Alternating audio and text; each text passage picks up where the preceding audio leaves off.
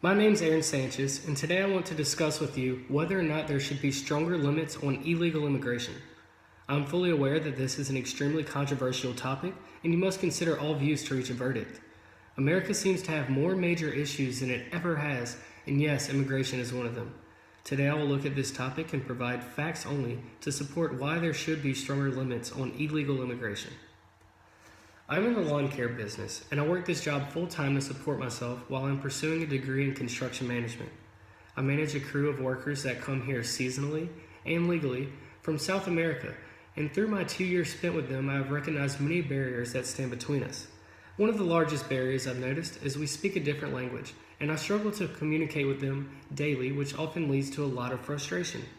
The fact that these issues are minuscule in the big picture of legal immigration to the United States brings to my attention how strenuous illegal immigration, which occurs in much larger numbers, will be to our society. There should be stronger limits on illegal immigration.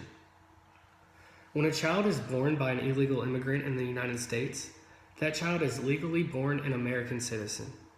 Reported in an article by USA Today, Obama unveiled the DAPA plan in 2014 as an extension of his earlier policy delaying the threat of deportation for about 770,000 undocumented immigrants. The new plan would broaden that program and add protections for about 4.3 million adults with children who are U.S. citizens or lawful residents. It would make them eligible for work permits and a host of health care, disability, and retirement benefits. Through this policy, not only would the child born in the U.S. be a citizen, but the parents of that child, whom illegally immigrated here, would also now have access to the same benefits as someone who immigrated legally or was already a citizen. It is a known fact illegal immigrants generally have a low skill set and are willing to take less desirable jobs that many Americans steer away from. However, since they have no documentation, there is nothing to show for their work.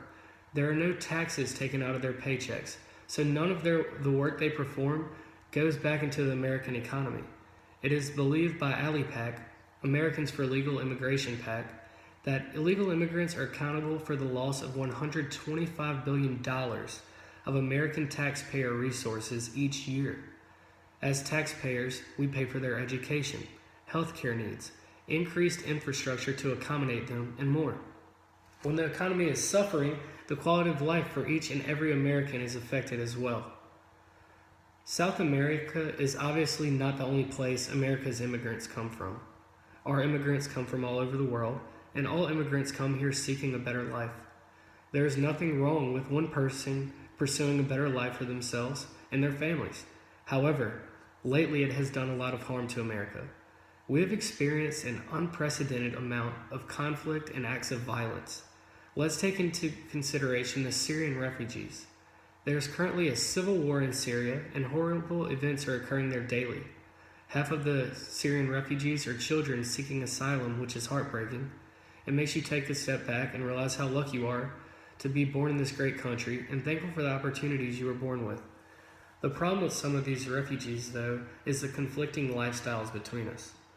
A difference in religious beliefs, cultures, and more has so far seen some tragic events take place on our soil.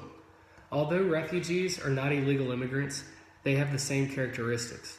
They do not come to America through a legal process, and they often do not fit into our society as well as those who came here legally. Digressing. To become a citizen at birth, you must have been born in the United States or certain territories or outlying possessions of the United States and subject to the jurisdiction of the United States. If you were born abroad, you must have had a parent or parents who were citizens at the time of your birth. If not declared a citizen at birth, you will be required to go through a legal process. You will have to apply for a green card and receive a certificate of naturalization. Most importantly, you must take the oath of allegiance to become a U.S. citizen. The United States has a long history of welcoming immigrants from all parts of the world. America values the contributions of immigrants who continue to enrich this country and preserve its legacy as a land of freedom and opportunity. Deciding to become a U.S. citizen is one of the most important decisions in an individual's life. If you decide to apply to become a U.S. citizen, you will be showing your commitment to the United States and your loyalty to its Constitution. In return, you are rewarded with all the rights and privileges that are a part of U.S. citizenship. I strongly believe that all people deserve the right to make the best life possible for themselves. If immigrating to the United States is what will help them achieve these goals, I believe it should be done through a legal process. My beliefs are based off observations I have made in recent years, and what I have observed is much conflict and turmoil. Concluding, there should be stronger limits on immigration.